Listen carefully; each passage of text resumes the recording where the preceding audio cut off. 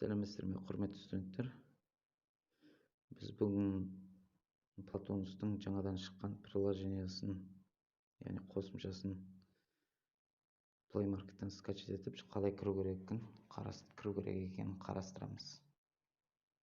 Енді ол үшін бірінші Play Market'ке кіреміз. Осы жерден Платонус деп іздейміз. Бірінші шыққан Платонус студент қызыл значок тұр. Соған кіріп установить дейміз. Қарап отырсаңыздар, уже отзывтары бар екен. Сайтпен жеңіледі, приложение ондай ыңғайсыз екен деп жатыр. Енді көп жағдайда приложение шынымен ошибка береді. Бұл жаңа не болғандықтан бәрімізге оны түсіну керек. Амал жоқ енді.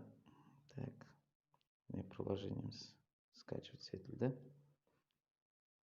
Скачивать етілгеннен кейін приложение бізде рабочий столға экранның бетіне шығады. Экран бетінен Платонусты іске қосамыз. Бұл жерден тіл таңдаймыз, қазақша.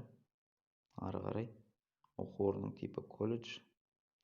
Ары қарай регион Алматы облысы, Алматинская область. Ары қарай колледж таңдаймыз. Колледжді білесіздер, балалар.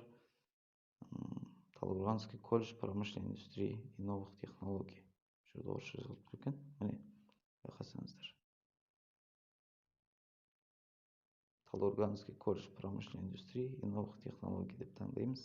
Ары қарай енді өздеріңіздің ЖСН, яғни иіндарыңызды енгізіп, парольдарыңызды енгізесіздер сайтқа кіріп жүрген.